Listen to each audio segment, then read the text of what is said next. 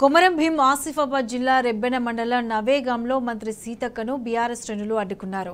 రెబ్బెన మండలంలో పలు ప్రభుత్వ అభివృద్ధి కార్యక్రమాల్లో ఏర్పాటు చేసిన ఫ్లెక్సీలలో స్థానిక ఎమ్మెల్యే కోవాలక్ష్మి ఫోటో లేకపోవడం పట్ల బీఆర్ఎస్ నేతలు ఆగ్రహం వ్యక్తం చేశారు. ప్రభుత్వ కార్యక్రమాలను కాంగ్రెస్ పార్టీ కార్యక్రమాలుగా మార్చారని విమర్శించారు. తోటి గిరిజన ప్రజా ప్రతినిధిపై సీతక్క వివక్ష చూపడం సరికాదంటూ సిర్పూర్ మండల కేంద్రంలో బీఆర్ఎస్ నేతలు కార్యకర్తలు ఆందోళనకు దిగారు.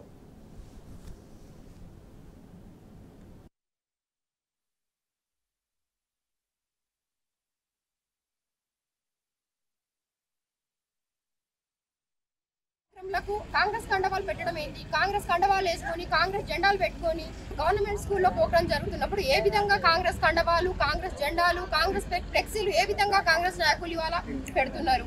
మేము అఫీషియల్ ప్రోగ్రాంలకు ఎక్కడన్నా కనీసం ఒక కండవ కూడా మేము వేసుకొని పోవట్లేదు. మరి ఆమె కూడా ఒక ఆదివాసీ మహిళ కదా. మరి మేడం గారు కూడా, కోవలక్ష్మి మేడం గారు కూడా ఒక ఆదివాసీ మహిళ. ఒక ఆదివాసీ మహిళకు ఇంతవరకు ఆమె ఒక ఎమ్మెల్యేగా గెలిచినప్పుడు ఆమెకు ఒక ప్రోటోకాల్ పరంగా ఆమెకు ఒక ఎస్కార్డ్ ఇవ్వట్లేదు. మరి ఆమె తిరగట్లేదా? ఆమె జనాలలో తిరగట్లేదా? అందరు లేక గెలవలేదా? 25,000 మెజార్టీతోనే ఆమె గెలవడం జరిగింది. అంటే ఓడిపోయిన ఎమ్మెల్యేకి ఉంటుందా ప్రాధాన్యత, గెలిచిన ఎమ్మెల్యేకి ఉంటుందా? చెప్పండి ఒకసారి. ఈ రోజు జెడ్పీటీసీ లేరు, ఎంపీపీలు లేరు, ఒక ఎమ్మెల్యే లేదు. ఆమె ఏ విధంగా ఇవాళ ఇనాగ్రేషన్ చేసుకుంటూ వస్తున్నది?